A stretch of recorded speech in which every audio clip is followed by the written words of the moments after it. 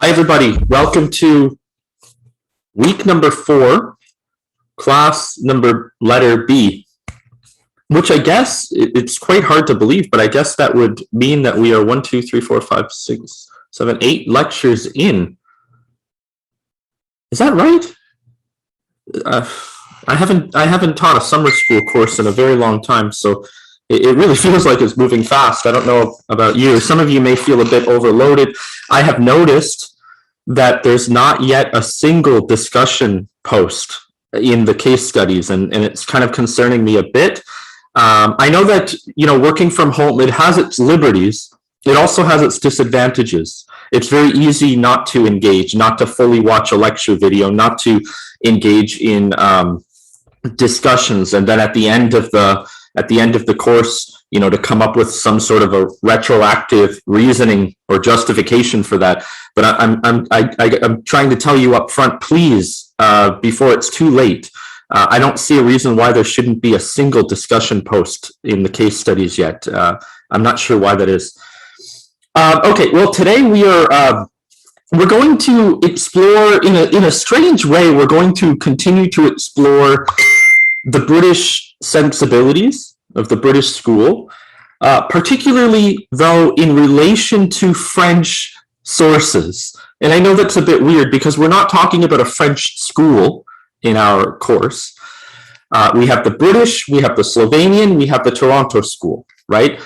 What I'm describing is mostly today from French thinkers, but it's the same sort of approach that we see in the work of Stuart Hall, and that's why I'm bringing it to your attention.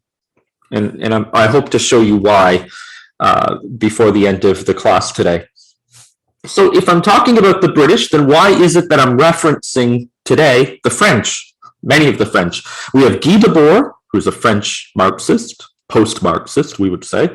We have Roland Barthes, who is a French cultural commentator, cultural thinker, a semiotician, a word that I introduced in a previous class. I'm going to describe it in more detail today.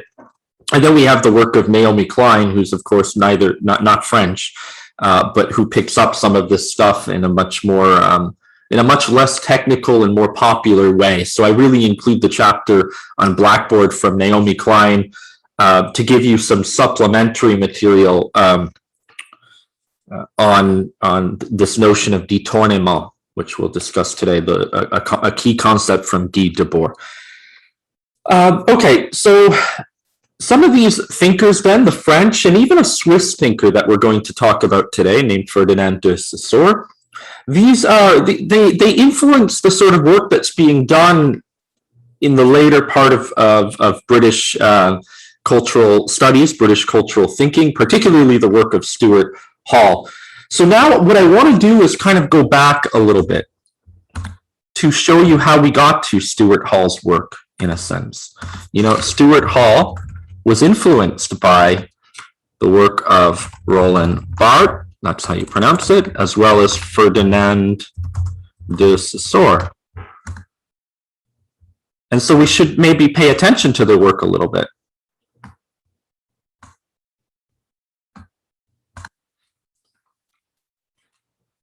That's our first task today, to go from Saussure to Barthes, so that we can look at more of the nuts and bolts, the sort of engine of Stuart Hall's approach. I think that's a mixed metaphor, apologies. And then we'll get into the stuff relating to Guy Debord's work. Guy Debord, spelled like this.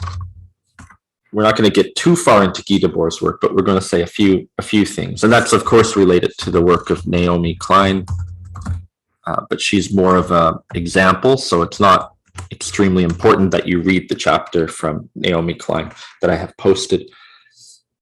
Okay, so let's see what we can do. There's a lot to unpack here, and there's a short time that we have to do it. So I'm going to just pick out the most important aspects of all of this stuff, even though I'd like to dig in much deeper, and I'm not going to discuss any biographies or anything like that. I'm just going to get right to the theories, right to the concepts. Well, let's begin with the work of Ferdinand de Saussure.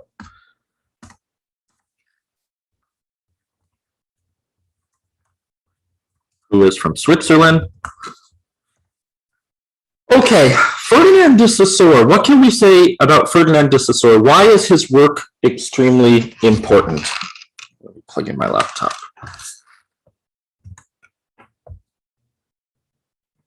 Good. Well, Ferdinand de Saussure was interested in the scientific study of language. And I'm going to add a little part here, the scientific study of language as a structure, or as structure, language itself being a structure. Well, this shouldn't be all that foreign to us, because in sociology, in fact, even in the modern tradition, the earlier tradition, say the tradition of Emil Durkheim, there was already a discussion of language as a social structure. Durkheim said that himself. He said language is a social fact, which means it's an element of social structure in the sense that it's there, it exists before we're born, so it's there before we're born into it. We must acclimate to language, and we must learn the rules, the syntax, the grammar, the words of language. We don't develop that ourselves. We're born into it, and we have to internalize it so that we can be a member of a social group. And there's many, of course, different languages, but we're thinking about language itself as a structure.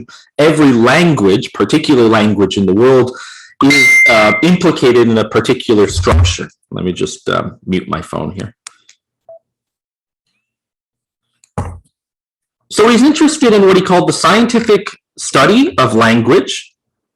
Oh, that should say as a structure instead of a structure, as a structure. And this field is what he calls semiotics or semiology. We're going to call it semiotics. Semiotics is the scientific study of language as structure. Structure how? Well, Saussure made a distinction, and I'm going to keep it quite simple for our purposes today. He said there is parole and there is langue. In other words, there is speech and there is language, the structure of language. So we're always speaking, yes, but we're always speaking within a structure of language that shapes how we speak. So, for example, we can creatively, at the level of speech, we can creatively select all kinds of words. We can play with language a little bit. Language is quite malleable. We can make grammatical mistakes and still be understood. There's a certain degree of error that's permitted within language. So that's speech. It's the place of, let's call it subjective agency, where we can be creative, we can use some of our free will and so on. And then there's a more overarching structure within which we must play by the rules, right? So maybe it's better to write it like this. We have language or lang, and then we have speech, and maybe it would look something more like this. Now, because I'm kind of thinking spontaneous, as I often do in my courses. So we have speech, and then we have language. Oh, come on. I should really use an external mouse, I think. Okay, well, you get the point. Okay, so so speech exists within the structure of language. I don't want to get too much into this. Maybe some of you who are courageous, there's always at least one in a class that's very courageous and willing to engage in the very difficult but important work of thinking more abstractly and less concretely.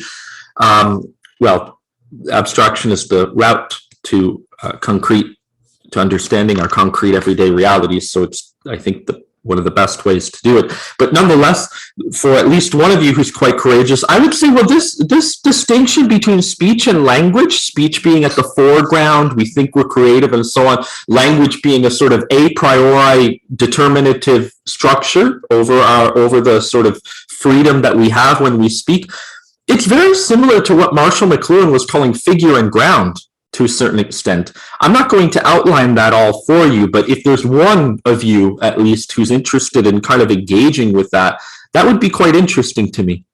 How speech is a lot like figure and language is a lot like ground, in the sense that when we're speaking, it's the figure, we see it, it's immediate, and we take it for what it is, the actual expression of a person and so on. The ground is the environment that gives rise to the figure, without which there is no figure. right? And so in that sense, language is ground, it's structure, it's environment, it's like ideology in a way. Okay, so we have this structure of language, and semiotics is concerned less with speech, with parole, although it's somewhat concerned with that too, but much more concerned with the structural aspect of language, which is the ground, which is the syntax and the way in which language structures our speech.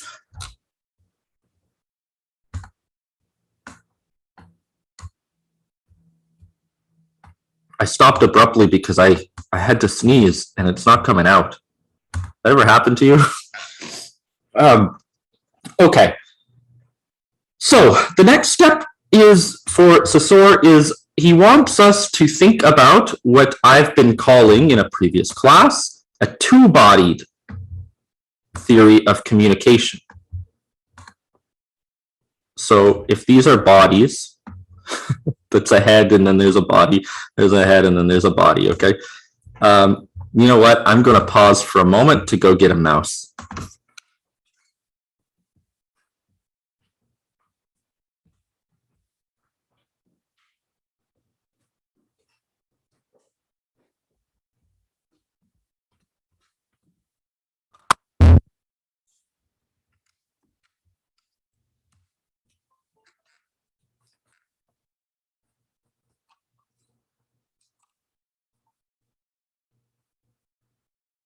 Oh, I wasn't paused that whole time. Forgive me.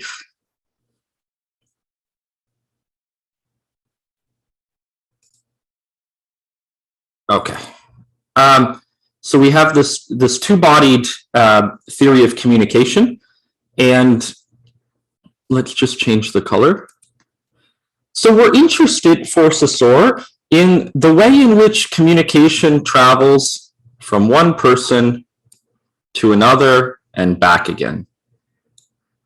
Okay, so you can imagine it coming out of the mouth of one person into the ears of another, out of their mouth into the ears of the first person again, and on and on and on. Again, I would claim this is a very naive understanding of communication, but this is how Saussure was writing, and he's thinking about this stuff quite a bit earlier than the more contemporary theories of communication. Okay, so what happens next? Well, if we're going to engage in a scientific study of language, then we need to isolate the key elements or ingredients of the structure of language. You know, if Durkheim, for example, was looking at society as being as a structure, as being composed of social facts that are all in some sort of a relation with one another, then here with Ferdinand de Saussure, we have the structure of language, and then we have the basic ingredients of language. The first one, the first basic ingredient, is what he called a sign. So language is made up of basic units called signs. You can have many signs, and by definition, I'm not going to write this, but by definition for Saussure, a sign is the minimal unit of meaning within language. In fact, I think I will write that. Within language, within the structure of language. Okay, yeah, we find though that although Saussure claimed that a sign is the minimal unit of meaning, he uses it more casually, as if he's not entirely certain of this fact that it's the minimal unit of meaning, because you can have like a compound word, for example, that has two meanings, and you can treat it as if it's one, as a sign in that way. Okay, so we have a sign, which is the minimal unit of meaning within language. And while we're talking, of course, we're transmitting signs. Okay. So there's a sign with person 1. There's a sign with person 2. Let's label them 1 and 2. There we go. And the sign is being transmitted to the ears of one person, and it could be a series of signs, of course. But if we're going to study language, we have to break it up into its smallest unit so that we can kind of work with it in a almost with mathematical precision or scientific precision. Okay, let's move on. A sign for Saussure is equal to a signifier and a signified. Now, there's all kinds of translations of these words. I choose signifier, signified. Some people decide to call it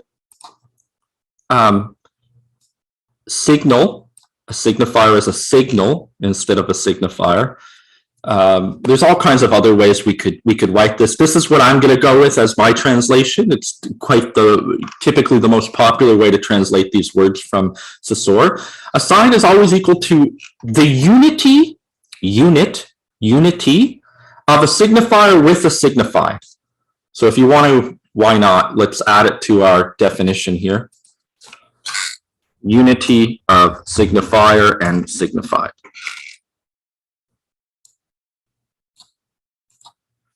Okay, so we got that now. So if we're thinking what's going on over here, then we have a signifier, which I'm going to denote with just SF, and we have a signified, which I'm going to denote with just SD, and we have the same thing over here.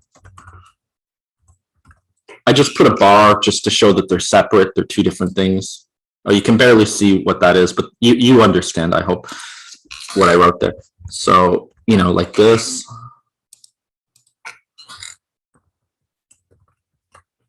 Okay, so we're transmitting a signifier, and there is a signified. Where is the signifier? Well, the signifier is closer to the mouth, and the signified is closer to the mind, I would say. That's not how Saussure puts it. I'm just trying to make things a little bit easier. What is a signifier? Now we have new meanings that we need to kind of define. A signifier, or signal, signals, or indexes, if you like, a meaning, or an idea.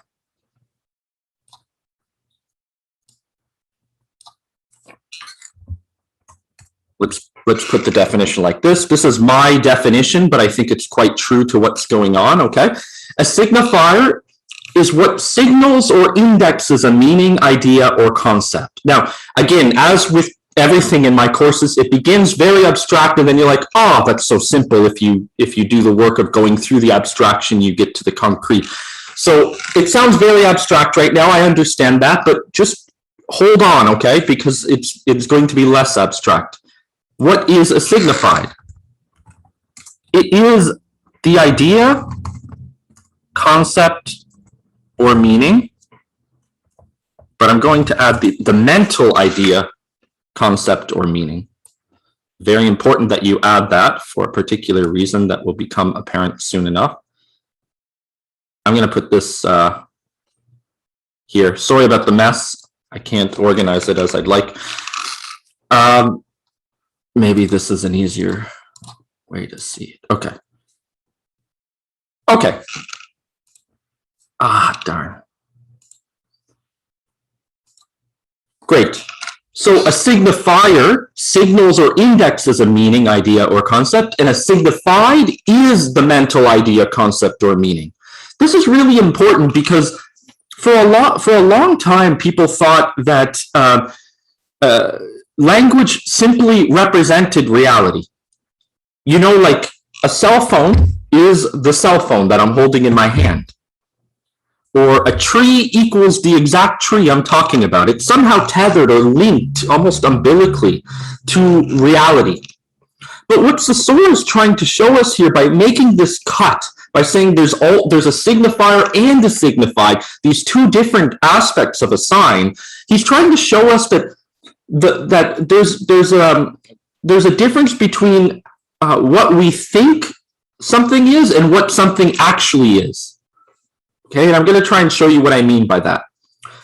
Think for a moment of the example of a finger pointing. A signifier is like a finger that's pointing at something. It's not the thing that it's actually pointing at, it is the fact of pointing. So if I'm pointing at a mouse, I'm pointing at it. The signifier is the finger that's pointing. It's saying, look over there. It's giving an indication of how to look. So it's the finger that's pointing. And the signified is the actual idea of the mouse that I have in my mind. the actual concept or meaning that I have of a mouse in my mind. Okay? So what's incredibly important here is that we are not talking about the actual thing out in the real world. The referent is the real thing out in the real world. When I say the mouse, it's this real mouse, the material mouse with all its plastic and buttons and everything else, the actual mouse that I can hold in my hand. That's the real thing in the real world. What Saussure said is we're not, in semiotics, we are not studying the referent. We bracket it out. We forget about it. It's not important to us when we're studying the structure of language to think about real things in the world. We're interested in what goes on in the mind and through the mouth into the ears between two people. So you can have, for example,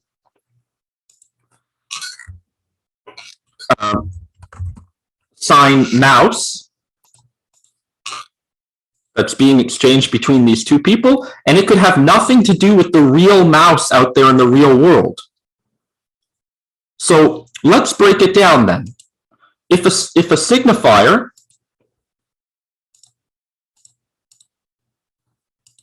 if a sign equals a signifier, you see down here at the bottom right, and a signified, so let's choose a sign. It's mouse, for our example, and it equals a signifier. What is the signifier? It's the sound that we make when we speak. And the movement of our mouths and our tongue, it's what Saussure called a sound image. But that's so very obscure that I'm not going to use that expression. It's the actual way in which I make a sound that will trigger a particular idea in your mind of what it is that I want you to think about. So mouse is, I don't know, mouse. I'm just kind of trying to phoneticize it. It's the sound and the way I move my mouth when I say it. That's the signifier. It's not the actual idea of a mouse. It's just the sound. A signifier is like a sound.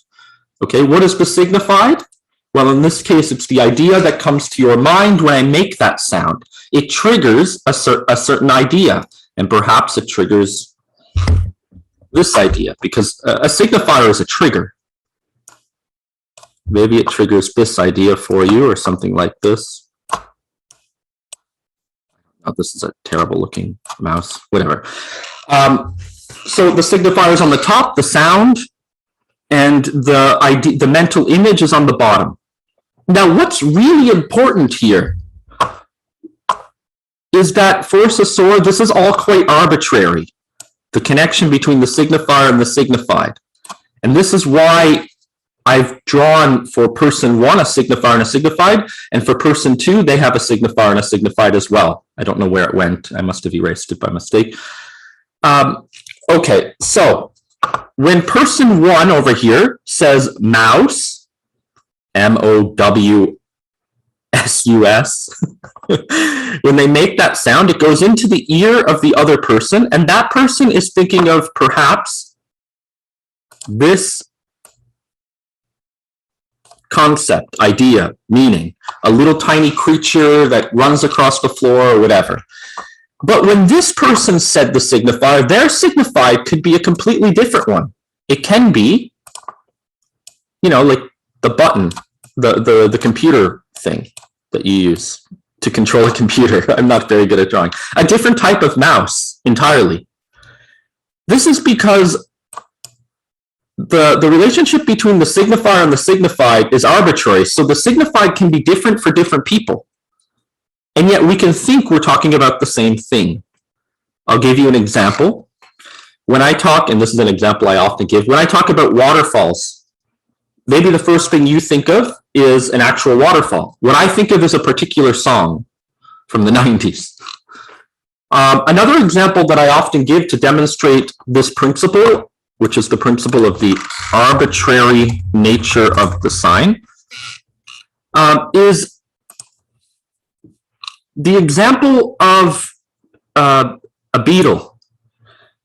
An example that I did to my students maybe 8 years ago or something like that I took a bunch of sheets of paper and I drew a beetle on the bottom of each sheet of paper and distributed them to all the students in my seminar. And what I did was I said, look discreetly at the bottom part of your sheet of paper, and if you have a beetle there, just raise your hand. And of course, everybody raised their hand, thank God. And then I could have just kept talking and gone on because, you know, we all agree. The signified is the beetle underneath the sheet of paper. The signifier is the word beetle that I'm saying. Except the arbitrary connection between the signifier and the signified is pretty obvious when you flip the sheets of paper around and everybody can see that we actually didn't have agreement there. You know, like one person had the word beetle, another person had a drawing of a Volkswagen Beetle, the automobile, another person had a drawing of the insect beetle, and so on and so on and so on. This demonstrates very well the arbitrary nature of the sign. If you want one more example of why it's arbitrary, just consider the obvious point that signifiers are different in different languages, yet they're referring to the same concept, the same idea. You know, I don't know. In Hindi, or in English, we say bottle of water. We say water. In Hindi, it's pani. Different signifiers, different sounds. But we're referring to the same thing in our minds. So that's how you can imagine how it's arbitrary. Okay, that's all I wanted to say about Saussure. What I want to do now is build upon this and talk about the work of Roland Barthes. Roland Barthes, of course, came a little bit later than Saussure, and he was interested in language. He was interested in semiotics, but he wanted to use it to study culture, particularly popular culture.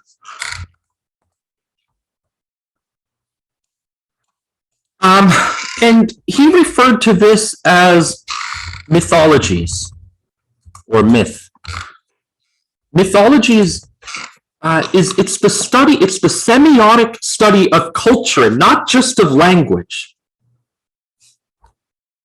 So we wanted to go at a higher level.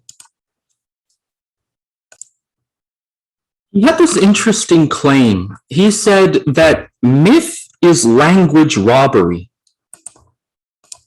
So mythologies is the study of the cultural study of cultural semiotic study sorry, let me rephrase that.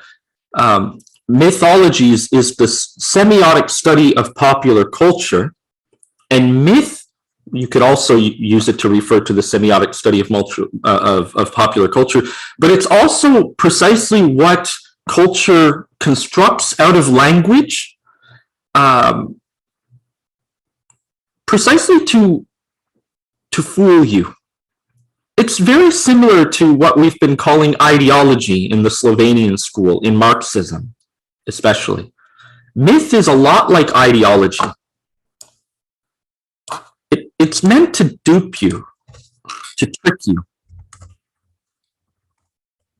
And it uses language to do that.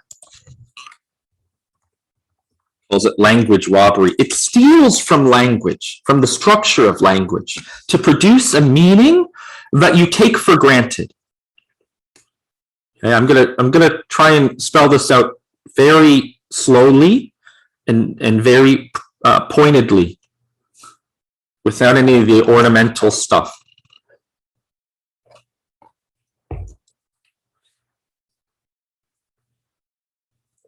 So what we know is that with Saussure, we have what he called a sign, which equals a signifier and a signified. I'm putting them slightly different. Instead of one above the other, I'm going to put them side by side, but I'm going to do it like this.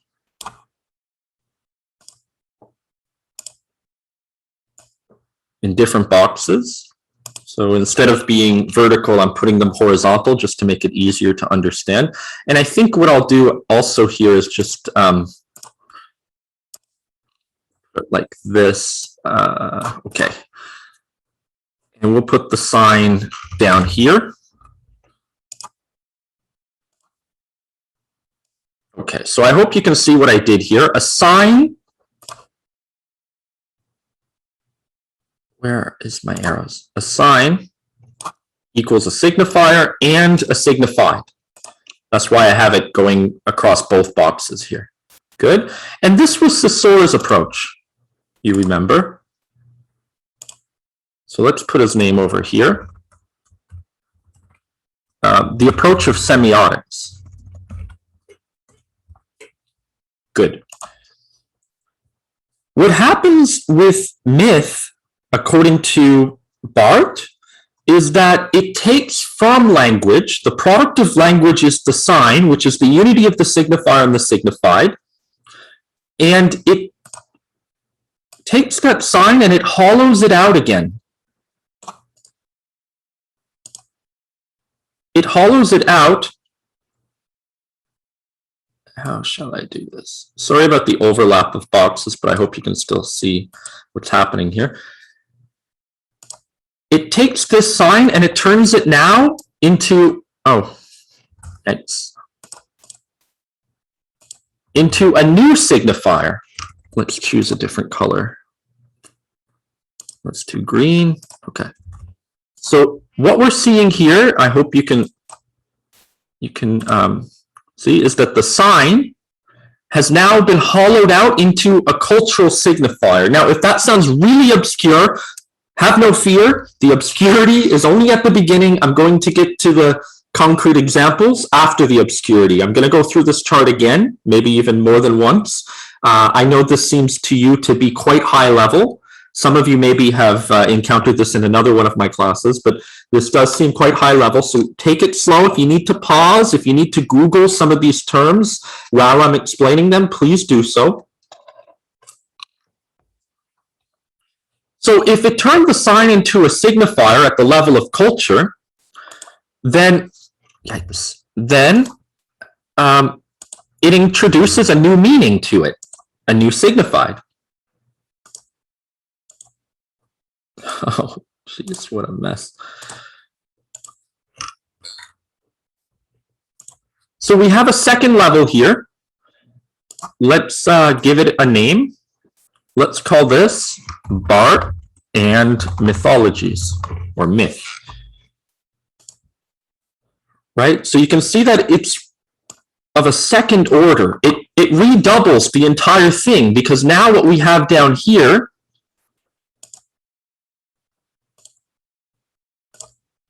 is another sign, but at the level of culture, right? This is key. Let's make sure we can see what's happening here.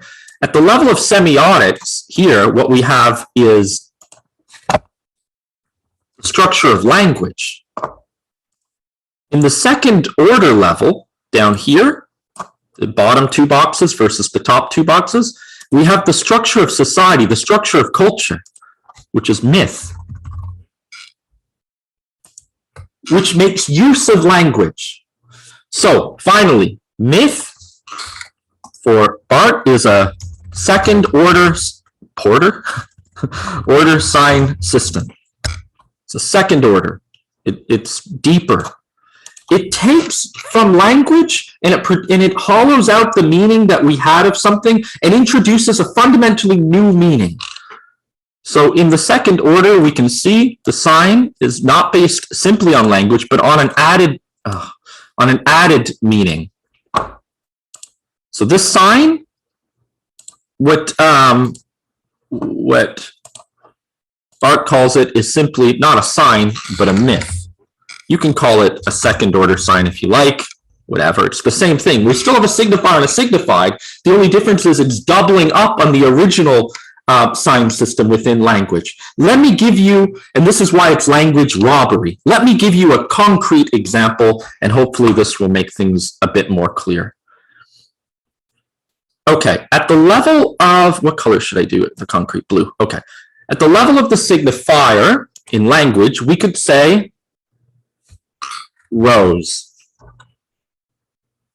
Maybe it's pronounced like this. I don't know. Okay? And here at the signified, we have an idea associated with it, which perhaps looks something like this.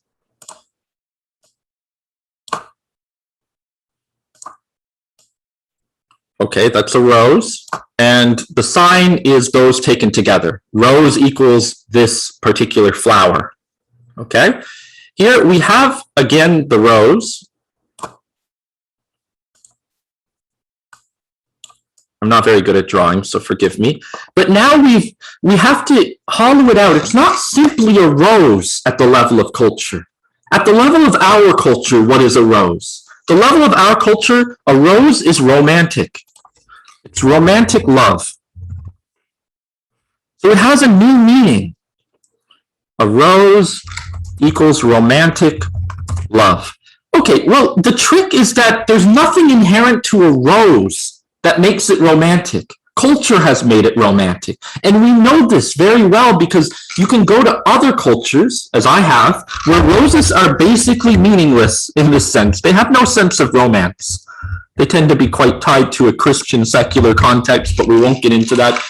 I'm going to give you a much more, an example that struck me personally when I was in the Middle East.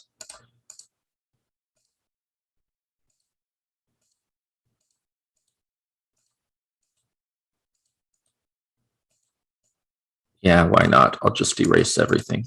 Okay. So first we have our signifier, and the signifier I'm going to use is diamond. I don't know how to phoneticize it, but diamond, the sound you make when you say the word diamond. Of course, and when you think of a diamond, you're thinking of probably something like this, although it would be blue. I can't draw it. That looks like a leaf. I don't know why, but you get the point. So a diamond equals this clear thing, I don't know, whatever. At the level of culture, we take that diamond and we turn it into, in our culture, a symbol or a sign of engagement. You're going to be married. Diamond equals engagement time, yeah. All right. But we know that this is arbitrary. We know that this is a cultural myth and it's highly specific to a particular cultural ideology, precisely because it doesn't exist like this in other parts of the world. I was once married in Lebanon, once upon a time, and I'm a bit of a fool, as you can probably imagine, and I went looking for a diamond engagement ring. I'm telling you, I went everywhere, in Beirut, in Tripoli, all these places. They didn't have diamond rings, and they looked at me like I was crazy. I remember I went to one spot, and he came out with this like dirty bag with a single diamond inside. He's like, I guess I could put this in a ring. People basically thought I was crazy because it was even considered a bit cheap or non-loving. I don't know how else to put it. Precisely because the presupposition there is that marriage equals a lot of gold, diamonds. Here we tend to think quite the opposite. The gold is secondary to the gem, and the gem is elevated above in some sort of transcendental Christian way. But in Lebanon particularly, it's about the gold. And so I ended up buying, a gold ring and gold necklace and so on. Of course, when we moved back to Canada, we needed to follow the mythologies of Canadian society, and we got the diamond ring as well. So we got the best of both cultures, I guess. This is mythology. This is mythology. It takes from language, it adds the second level ideological component that says this simple object that we talk about at the level of language has all this other added meaning as well. So, if you were looking at a commercial, perhaps it's a commercial at around Christmas time of polar bears drinking a Coca-Cola, a bottle of Coca-Cola, drinking out of a bottle of Coca-Cola, and they come together and, they're happy, they're a happy family. What is the myth? Well, we have a bottle of soda. We call it pop here, I think. We have a bottle of Coca-Cola. There's no inherent reason why we should presume that that bottle of Coca-Cola is going to bring people together. This is added signified meaning at the level of culture. right? So what is the point? The point of this is when we can look at the second order sign system of myth, we can expose it as arbitrary and therefore as a fraud. This is the fundamental point of mythologies. It's critical for Barthes in the sense that it exposed the arbitrary nature of the signified to the signifier, and therefore demonstrates that there's no inherent reason why a bottle of Coke should be thought to bring polar bears, a family, together over the holidays. There's no inherent reason why a rose should be thought to be any more romantic than a chocolate bar. And indeed, chocolate bars are very romantic for some people, even though they might cost $1. They could trigger the same sort of romantic feelings. So this is the point. It's to expose it as a fraud, to expose it as arbitrary, precisely so that we can undo it and build a myth that is much more tolerable and much more, I think, because Barthes is a Marxist quite fundamentally, much less capitalist in a sense. So myth tries to pass itself off as if it's natural, as if it's just supposed to be this way. It's essential, it's essentialist. It's just supposed to be this way. We're not supposed to challenge it. We're supposed to take the meaning for granted. Diamond ring equals engagement. Don't question that. That's just what it is. And you can do this with pretty much any object in the world, any cultural object, any media. Fundamentally, the presupposition of Barthes is that companies, businesses, capitalism, advertisements, and so on, they're all basically trying to produce a myth that you will take as natural, precisely so that the fixity of that myth will continue to allow the company to achieve profits, or will produce a particular ideology that will keep people from rising up, or something like that. It's a very critical Marxist position. Okay, well, that leads us to the work of Guy Debord, who I don't want to say too much about. The least we could say, I mean, I don't think it would be fair to say that Guy Debord is boring. I think he is. I mean, I remember him to be, when I first encountered his work, one of the most exciting and lively theories, precisely because his work encourages us to go out and practice and do something in the world of culture. What we see from Guy Debord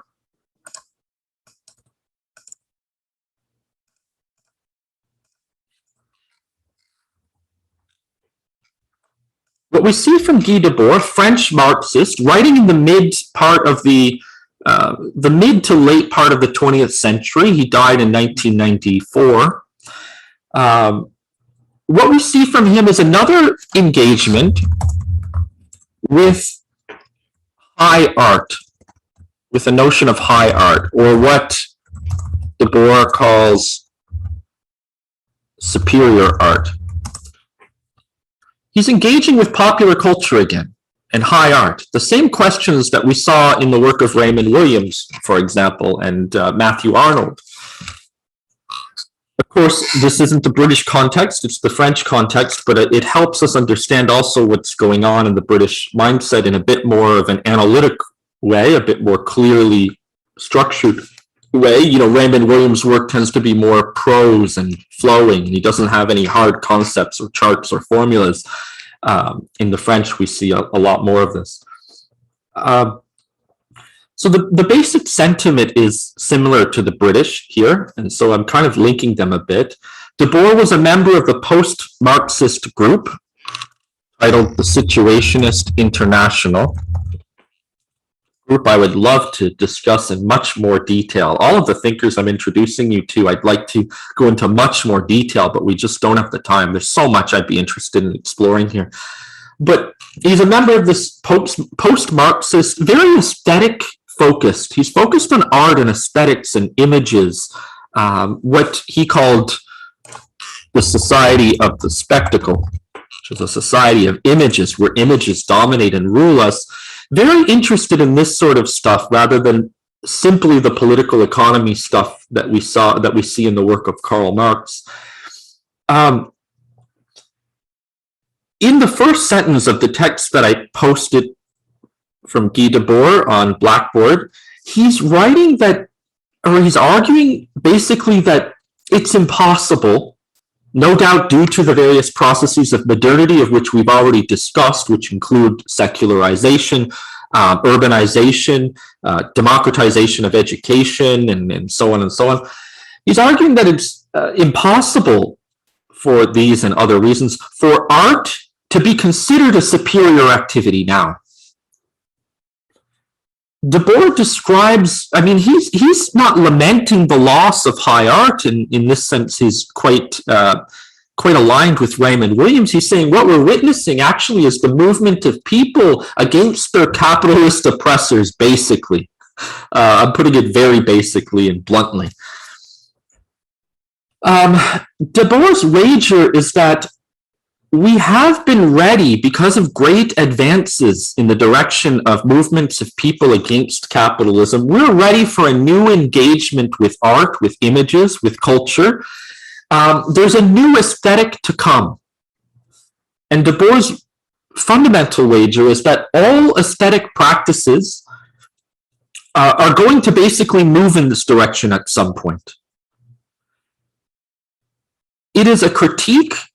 What point? It's a critique of capitalism in the sense, a critique of the aesthetic of capitalism is what he's interested in and what he's witnessing in the great art movements of his time. And he calls that propaganda. You know, propaganda is not necessarily a bad word.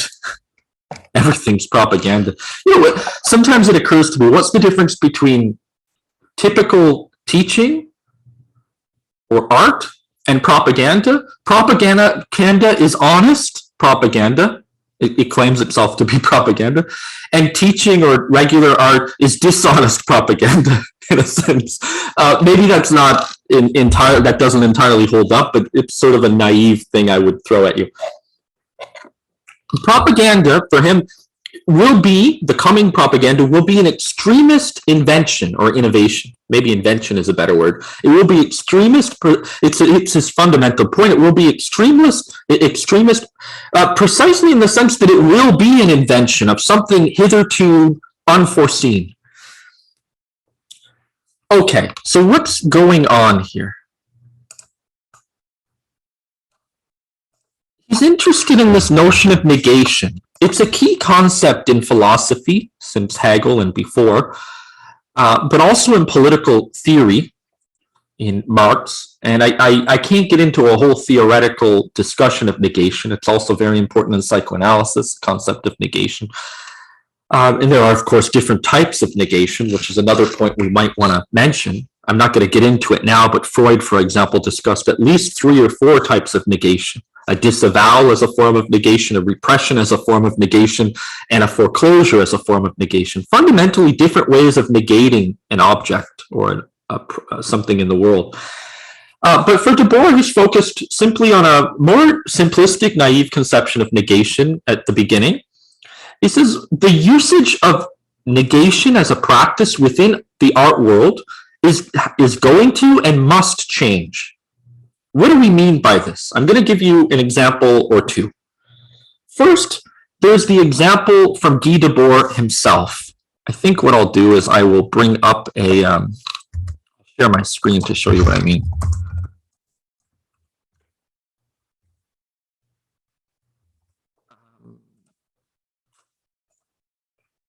Okay, we know the Mona Lisa.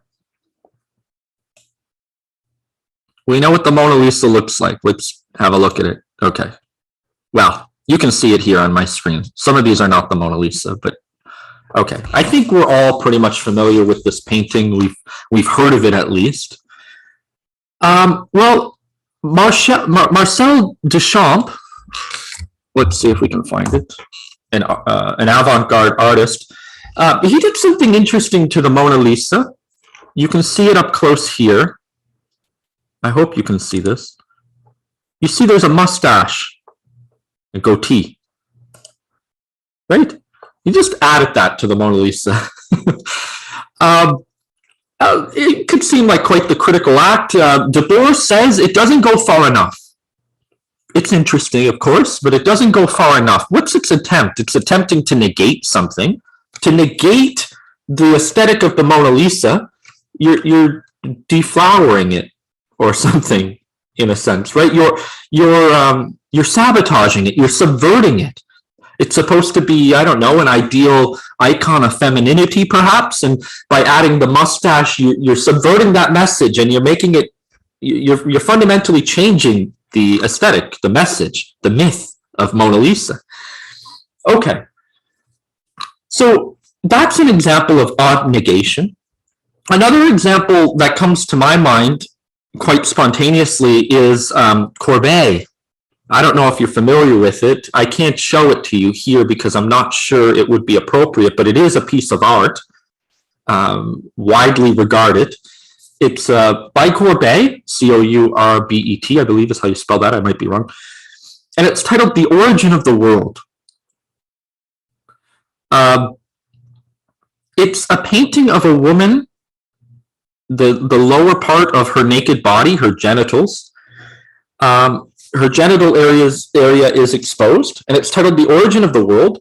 Well, a Turkish art collective that I'm familiar with, or an artist, we'll say, of quite radical artist in Turkey, quite a few years ago removed the body hair associated with the genitals on this painting, The Origin of the World. In doing so, performed a negation. I get, some of the interpretations were that it was removed to show that the feminine doesn't have to be this dark, monstrous, or mysterious thing. This was the basic sort of idea. So it's negating a certain aesthetic understanding of the feminine body that was portrayed in the painting The Origin of the World. Okay. These are two attempts to negate an aesthetic. You see, you have already, you're not producing something fundamentally new in a sense. You already have an aesthetic, and you're changing it. You're negating it in a particular way by adding something to it or removing something from it, and so on. Well, these are interesting approaches for Guy Debord to negate a painting from within. We can do this with any cultural object, though, and this is the point. They don't go far enough because, on the one hand, they have a fairly delimited and narrow understanding of what constitutes a work of art. That's the first problem. There's no reason why we can't take this, for example, a cell phone case, and negate it somehow, or anything else. This is a Tim Hortons cup. We could negate it in some particular way. Okay, so he says they're not extreme, they're not inventive enough for Debord. Debord writes, I'm quoting him, Marcel Duchamp's drawing of a mustache on the Mona Lisa is no more interesting than the original version of that painting. We must now push this process to the point of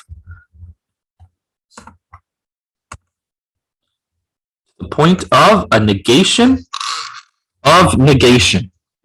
I know this sounds silly to stack up terms in this way, but you're probably not familiar with the fact, or perhaps you are, that this notion of negation comes out of philosophy and out of Marxist engagements with the philosophy of Hegel. Negation of negation. What is a negation of negation? It's quite debated. A lot of people have different interpretations of what it means in philosophy to negate the negation, to have a negation of negation, and psychoanalysts have their own version of it, and so on. Basically, Hegel thought of it as a movement of meaning, a dialectical movement of meaning, and the negation of negation is paradoxically the highest point, precisely because it's also kind of the lowest. So this is what we must figure out. What does it mean for Debord to say that we can't just negate a painting, we need to have a negation of negation? Negation of negation means precisely to have a new meaning, a fundamentally new meaning that really subverts the painting, not simply negates it and therefore demonstrates that it's dependent upon it. To put a mustache is very simple. It's fairly dependent upon the original painting. A negation of negation will produce a whole new meaning. This is his point. He wants to go beyond the original painting and not simply preserve it, or the original work of art. He doesn't want to simply preserve it. He wants to go beyond, his own words. Transgress is to go beyond, right? And what is the technique for going beyond? It's detournement. Oh, I should have kept my screen up here. He wants to engage in what he calls detournement. A detournement. Detournement. To detourn, D-E-T-O-U-R-N-E,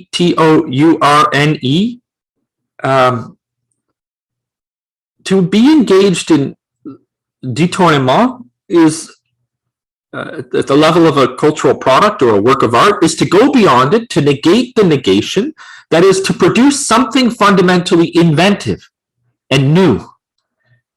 How is this done for Debord? I quote him again. Any elements, I think I'll write this. Any elements within a cultural object or a work of art, we're thinking broadly, that's why I'm saying cultural object now instead of just a painting or a work of art. Everything, you know, we can talk about anything in the world, we can detourn it in this way. He says any elements, no matter where they are taken from, can be used to make new combinations. New combinations. That's the inventive part, to make a new combination of something. And in making the new combination, you're producing something else. New combinations in art means new meanings in art. You can see how for Barthes, it is about, for Roland Barthes, it is about exposing the meanings that are constructed in culture. But for Debord, it's the reverse process. He wants to produce a new myth, a fundamentally new meaning, you know? So whereas for Barthes, you have the myth at the level of the cultural object, which must in a sense be deciphered. You know, you want to decipher it and expose it as a fraud. For Debord, which I'll put here, you have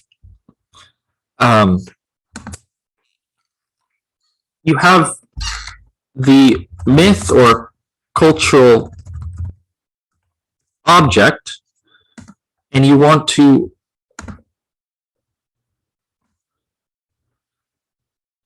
produce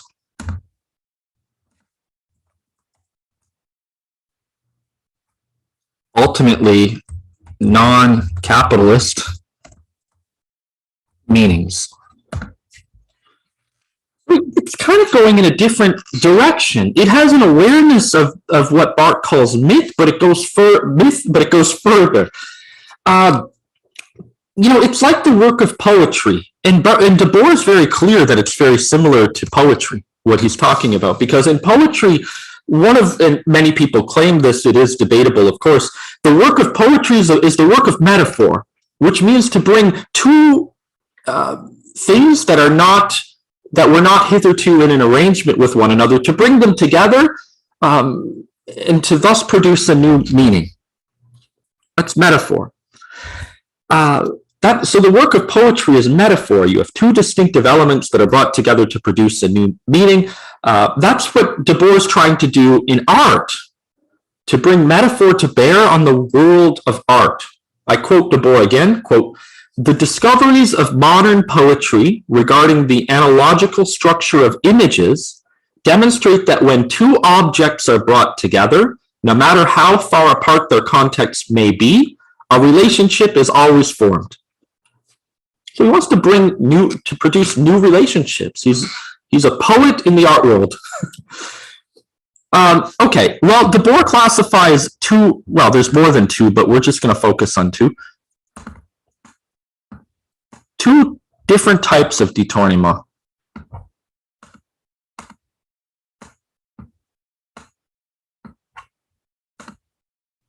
What he called minor detournement and a deceptive detournement. The difference is not so important, so if you don't get this, it's totally okay.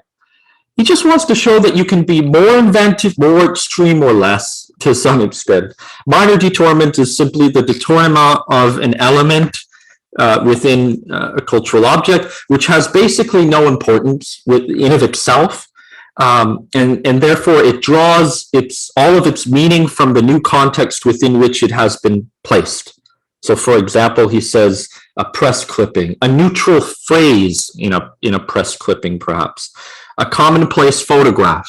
You just put it in a new setting. Now it has now it has a new meaning. Deceptive detournement is much more major and a substantive change to the original context. You're staying within the original context, and you're demonstrating a contrast. So, what are some examples? Well, I don't know. Maybe you're looking at the advertisement of somebody jumping rope in an AirPods commercial. It's a very minor element, jumping rope. It only happens for a moment there.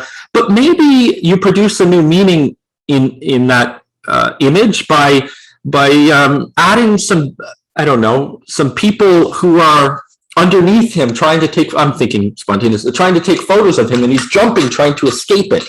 He doesn't want to be on TV advertising this. It's a detournement of what was originally there. He's still jumping rope because that was in the original advertisement, but what you've added are these people underneath trying to take his photo and reach out at him as if he's some superstar, and he can't take it. He's like jumping. I don't know what I'm talking about. That's perhaps a stupid example. Another one, which would be much more blatant and has been done a million times, I'm sure, is you make it much more obvious by indirect, like a Coca-Cola commercial, for example. In a Coca-Cola commercial, or a Coca-Cola advertisement on a storefront or on a billboard, it will say "enjoy," and maybe you detourn the image by showing beneath the word "enjoy" a person whose teeth are rotting, or a person who's like a person with a whole bunch of bottles of Coca-Cola who's clearly got an addictions problem or something. Or maybe you change the word "enjoy" and keep everything else intact and it says "destroy" or something like that. That's detournement. You're fundamentally altering the message and therefore using the original advertisement against itself. This is the point. It's a political gesture at the level of the aesthetic of capitalism. So basically, what is detournement? Well, for both Guy Debord and later picked up by Naomi Klein, referred to in her work as culture jamming, it's an approach to art that turns the myth of art, the ideology that's inscribed in a cultural object or piece of art, turns it against itself and indeed against the whole culture of capitalism itself. It's a fundamentally Marxist gesture again. So whereas advertising, prefix advertising, is basically a method of extracting surplus value within capitalism, subvertising, which is a word used in the post-Marxist situationist language, subvertising rather than advertising, it's culture jamming, detournement. These are strategies of reversing this process and using the cultural objects against their intended ideological messages. We can think of all kinds of examples. Let's see if I can bring a few up here real quick, and then I think I'll stop. Let's just write the word detournement, examples. Oh, wonderful. So here's some. This is an obvious one, if you can see this. Adobe, an update is available. Microsoft, it says rework for a while. McDonald's says McDiabetes. Campbell's Soup says salt. Like, just buy it. These are pretty old-fashioned. I think we can come up with much better examples today. Some of these we might consider to be quite insulting. There's a reason why this one went viral quite a long time ago, but we'll just leave it for now and talk and not get into it. Here's one that attempts to demonstrate that America is basically run by corporations, I guess.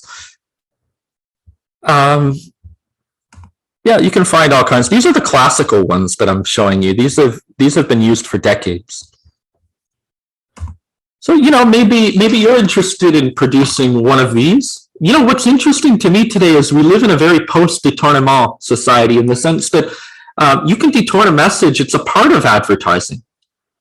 Gosh, I think hip-hop artists have really demonstrated this really well. The way in which they'll take like another person's idea, beat, or expression and subvert it within their own song to add sort of another layer of critique. There's nothing, I would say personally, there's nothing inherently anti-capitalist about this gesture. It could even be used by capital. This is my own perspective on this. But maybe some of you are interested in either detourning an image and then writing about it for your second case study, and I'd be happy for you to do that. So I'm adding a third possible approach you can do here, or finding a detourned object and explaining what has happened there. All right. I hope you're doing well, everybody. And I think we only have 2 lectures left, and then we have the week of your presentations, which I hope will spur some conversations and discussions as well there, because you're giving your presentation, but I'm hoping there'll be, because there's no lectures, there'll be some interaction between all of you. Okay, cool. Be well.